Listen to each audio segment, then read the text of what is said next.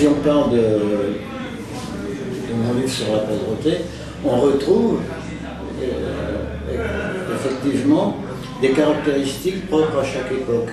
Par exemple, sous la Révolution, avant la Révolution d'ailleurs, puisque je donne un tableau de la pauvreté en 1789. Mais on va y revenir, parce que le but, ça, bien sûr, ça va être de revenir en long, en large sur votre dernier ouvrage. Mais justement, votre formation, vous êtes très porté sur l'histoire, qu'est-ce qui vous intéresse le plus dans ce que vous faites finalement? Ouais, c'est-à-dire que j'étais prof de lettres, je n'étais pas un historien de formation, mais j'ai toujours été passionné d'histoire. Et ce qui m'intéresse dans l'histoire, c'est de mettre à distance, de permettre de regarder à distance des événements qui nous aident à comprendre le présent, sans faire bien sûr dire que les choses vont se reproduire, etc. Mais ça aide à la réflexion. Alors, vous devez être choqué par ce qui se passe actuellement, alors la suppression de l'histoire et de la géographie. Oui, tout à fait, parce que c'est un moyen de comprendre la société dans laquelle on est. L'étude de l'histoire, des grands événements historiques. Et je dis des grands événements, je voudrais dire aussi des petits, parce que ce qui m'a surtout intéressé dans l'histoire, c'est de voir ce qui se passait là où il ne se passait rien, par exemple.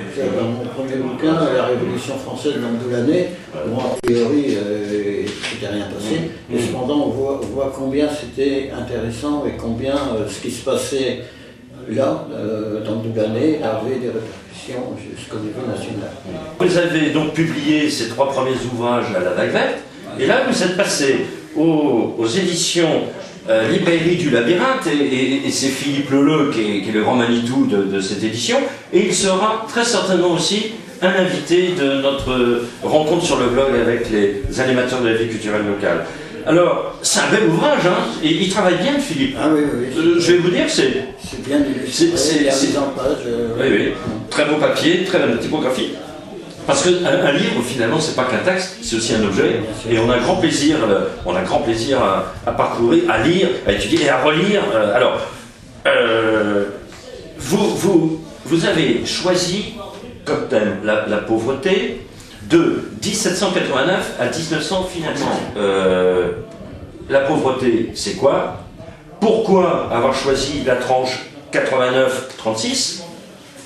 Et ensuite, ce qui, je pense, intéressera nos gens qui viennent sur ce blog, c'est de voir un peu comment vous faites la différence entre misère, pauvreté, paupérisme. Oui.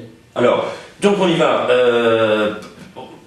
La pauvreté, c'est quoi pour vous, Pierre Desbureaux? Alors, la pauvreté, c'est un concept assez difficile à... Et comme vous l'aviez dit historiquement... Oui, voilà. En fait, si on voulait être simple, on pourrait dire être pauvre, c'est ne pas avoir suffisamment d'argent pour vivre correctement. Mais qu'est-ce que ça veut dire vivre correctement? C'est ça le problème. Alors si on prend par exemple une période comme 1789, on a ce qu'on appelle une pauvreté absolue d'une grande partie de la population, peut-être 40-50% de la population. C'est-à-dire que les gens ont faim. Je ne dis pas qu'ils meurent de faim vraiment, mais enfin, il y a des périodes de disette.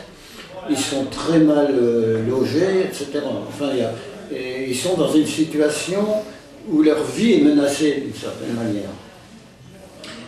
Là, c'est ce qu'on appelle la pauvreté absolue.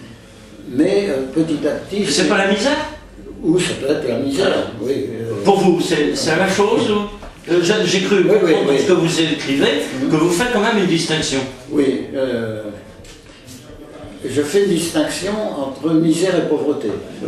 Je parle de pauvreté absolue, on pourrait dire misère, effectivement.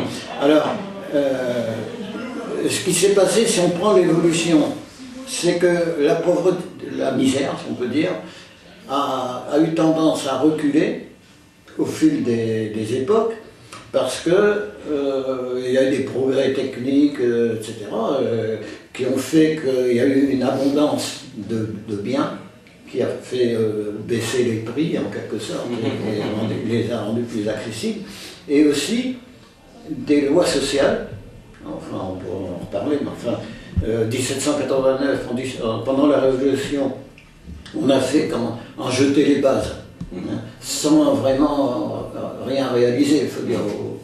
Mais petit à petit, il y a eu des lois sociales qui viennent au secours justement des gens qui sont dans la misère.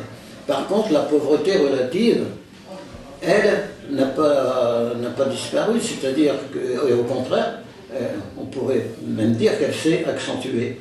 Parce que la différence entre les riches et les pauvres, qui était importante déjà en 1789, puisque j'ai une citation dans laquelle je signale ce qu'on en disait à l'époque, n'a fait que se renforcer, non pas régulièrement, mais par à-coups. C'est-à-dire qu'on est par exemple dans une période actuelle où la pauvreté relative augmente. C'est-à-dire qu'elle grignote les classes moyennes. C'est ce que finalement, vous illustrez là ce que vous dites à un moment donné dans votre ouvrage. Il faut considérer également que la pauvreté change d'aspect mais aussi de contenu avec les époques. Voilà. C'est un petit peu ce que nous allons voir parce que vous avez bien... donc c'est pour cela l'intérêt de faire 89-1936, c'est justement de montrer les spécificités des époques. J'ai voulu non pas traiter le problème en continu, mais prendre trois époques assez éloignées l'une de l'autre, les unes des autres, c'est-à-dire la 1789, la fin du 19e siècle et l'explosion de mouvements ouvriers, etc. Et la crise, et un exemple de crise économique, la crise de 29 en France.